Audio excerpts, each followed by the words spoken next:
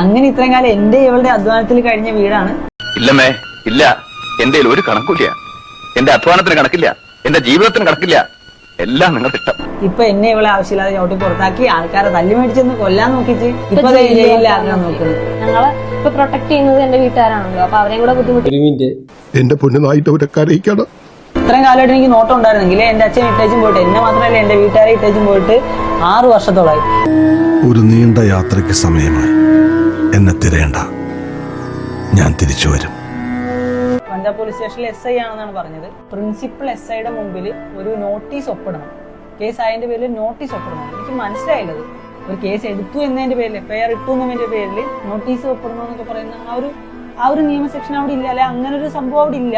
ഇതെന്തോ പ്ലേ ആണ് എന്നുള്ളതാണ് അറിയാൻ പറ്റിയത്. ട്രിക്ക് ചെയ്ത് വിളിച്ചു വരുത്തിയിട്ട് ഉള്ളിലാക്കാൻ നോക്കുന്നു, എന്നിട്ട് അത് ആഘോഷിക്കാൻ മീഡിയാസ് വേദിയിൽ വെയിറ്റ് ചെയ്യുന്നു, ചർച്ചയാണില്ലാണ്ട് ഒരു വീട്ടിൽ കയറി ചർച്ച ചെയ്യുന്നു. നോട്ടീസ് ഒപ്പിടലല്ല പൊന്നുമോനെ.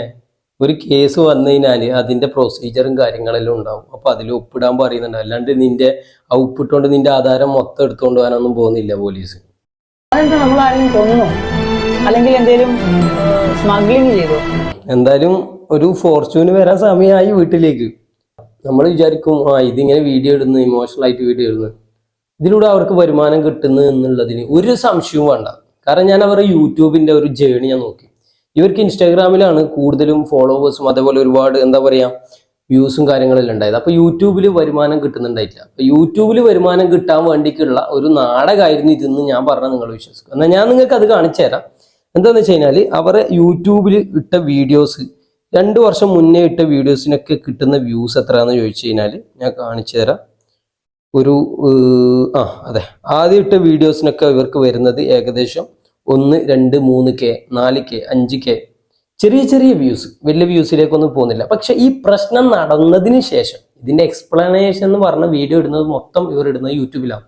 എന്നുവെച്ചാൽ ഇങ്ങനെയാണ് പ്രശ്നം, എൻ്റെ അമ്മ ഇങ്ങനെ ആക്കി, എൻ്റെ അമ്മ അങ്ങനെ ചെയ്തു, എൻ്റെ അനിയത്തി ഇങ്ങനെ ചെയ്തു. അതെന്നെ തെണ്ടിത്തരാണ്. സ്വന്തം അമ്മനെയും പെങ്ങളെയും എന്താ പറയുക സോഷ്യൽ മീഡിയയിൽ വന്ന് ഇട്ടത് എന്ന് ഓർക്കണം.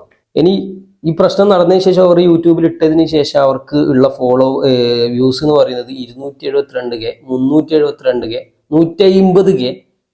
നിങ്ങൾക്ക് ഏകദേശം മനസ്സിലാകുന്നുണ്ടാവും. കാരണം ഇതിവിടെ എല്ലാം പറ്റിക്കപ്പെടുന്ന ആരാന്നറിയാം, നമ്മളെ പോലെ സാധാരണ ജനങ്ങളാണ്.